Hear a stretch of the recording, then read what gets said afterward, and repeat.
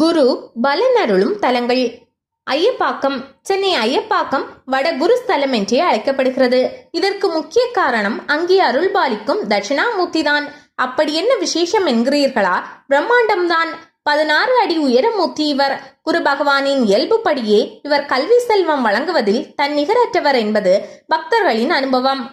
அகரம் கோவிந்தவாடி.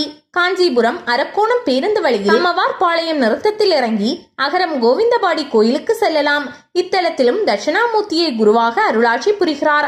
6 அடி உயரத்தில் அமைந்துள்ள அற்புத சிலை இது. இந்த சிலையின் கண்கள் அமைப்பு புதிரானது. அந்த விழிகள் எவரையும் காணாதது போலவும் இருக்கும், எல்லோரையும் காண்பது போலவும் இருக்கும். சிறந்த குரு பரிகார தலங்களில் ஒன்றாக இக்கோவில் திகழ்கிறது. இவர் வியாக்கியான தட்சிணாமூர்த்தி என்று அழைக்கப்படுகிறார். குச்சனூர் வடகுரு பகவான். தேனி மாவட்டம் குச்சனூரில் குரு பகவான் வடக்கு திசை நோக்கி யானை வாகனத்துடன் ராஜ தோரணையில் அருள்கிறார்.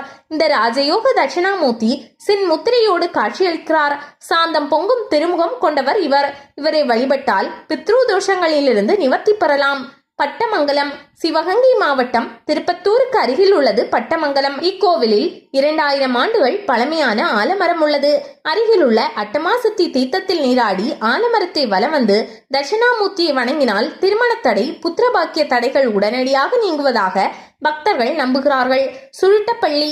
ஆந்திர மாநில எல்லையில் உள்ளது சுருட்டப்பள்ளி. நஞ்சுண்டேஸ்வரர் ஆலயம். பார்க்கடல் கடையும் போது வெளியான ஆலகால விஷத்தை உண்ட ஈசன் சற்றே மயங்கிய நிலையில் உமையின் மடியில் படுத்த வண்ணம் காட்சி தரும் இந்த ஆலயத்தில் குரு பகவான் தாம்பத்திய தட்சிணாமூர்த்தியாய் அருள்கிறார். இல்லறத்தில் ஏற்படக்கூடிய பிணக்குகளை விலக்கி இணக்கத்தை ஏற்படுத்தும் தயாபரன் தாராசுரம். கும்பகோணம் அருகே உள்ள தாராசுரம் ஐராவதீஸ்வரர் ஆலயத்தில் குரு தட்சிணாமூர்த்தி என்ற பெயரில் தென்முக கடவுள் அருள்கிறார். பிற கோயில்களைப் போலவே இங்கும் வியாழக்கிழமைகளில் பக்தர்களின் கூட்டம் இவர் முன் பணிந்து நிற்கிறது. கல்வி கலைகளில் தேர்ச்சி பெற இவரை வணங்குவது பக்தர்களின் வழக்கம். வேதபுரி. தேனி மதுரை வழியில் 1 கிலோமீட்டர் தூரத்தில் உள்ள அரண்மனை புதூரில் இறங்கி அங்கிருந்து வயல்பட்டி செல்லும் பாதையில் 2 கிலோமீட்டர் சென்றால் வேதபுரியை அடையலாம். இங்கு பிரஜா தட்சிணாமூர்த்தி 9 அடி உயரத்தில் தெற்கு நோக்கி அருள்பாலித்து வருகிறார்.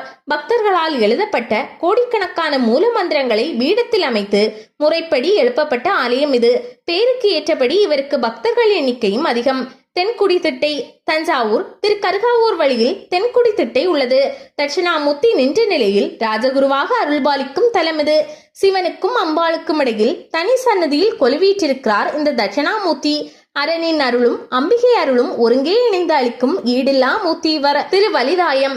சென்னை பாடியில் உள்ளது திருவலிதாயம் கோவில். மிகவும் தொன்மையான இத்தலம் வீராசன கோலத்தில் தட்சிணாமூர்த்தி அருள்கிறார். உடலில் எந்தவித வளைவுகளும் இல்லாது சமபங்க நிலையில் உள்ளது. புலித்தோல் தரித்து பூநூல் அணிந்துள்ளார். இந்த திருவடிவம் வியாக்கியான தட்சிணாமூர்த்தி என அழைக்கப்படுகிறது.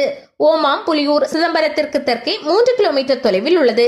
எங்குமில்லாத புதுமையாக தட்சிணாமூர்த்தி கோஷ்ட தேவதையாக மட்டுமின்றி கோயில் மூலவர் கற்பக்கிரகத்திற்கும் அம்பாள் சன்னதிக்கும் இடையில் 5.5 அடி உயரத்தில் அமர்ந்திருக்கிறார். அம்பாள் சிவ தத்துவத்தை உணர அமர்ந்ததாயும் அம்பாளுக்கு சிவபிரான் உபதேசம் செய்ததாகவும் வரலாறு உண்டு. வியாக்கிரபுரீஸ்வரர் வந்து வணங்கியதால் அம்பாளுக்கு பிரணவ உபதேசம் செய்யப்பட்டதாலும் இத்தலத்திற்கு பிரணவ வியாக்கிரபுரம் என்ற பெயரும் உண்டு. திருவையாறு. இத்தலத்தில் உள்ள ஐயாரப்பர் ஆலயத்தின் கருவறையின் பின்பகுதியை காண முடியாது. சடாபாரத்தோடு திகழும் ஈசனாததால் தட்சிணாமூர்த்தியின் சன்னதியோடு திரும்ப வேண்டும். குரு பகவான் ஐம்புலன்களை அடக்கிய ஆமையை தமது வலது காலால் அழுத்தி மாபெரும் தத்துவத்தை சொல்லாமல் சொல்கிறார்.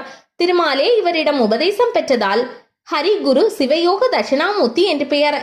திருநெடுங்களம். திருநெடுங்களம் தலத்தில் அருளும் தட்சிணாமூர்த்தி வியாழக்கிழமைகளில் விசேஷமாக வழிபடப்படுகிறார்.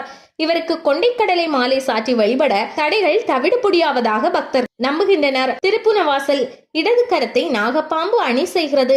கால்களோ அசுரனை மிதித்தபடி தன் வெற்றியை பறைசாற்றுகின்றன. கம்பீரமான தோற்றம். அவன் நம்பிக்கை, பொறாமை, கோபம் போன்ற துர்க்குணங்களை நசுக்குவது போல கால்களால் அசுரனை மிதித்த வண்ணம் காட்சி தருகிறார் இந்த தட்சிணாமூர்த்தி.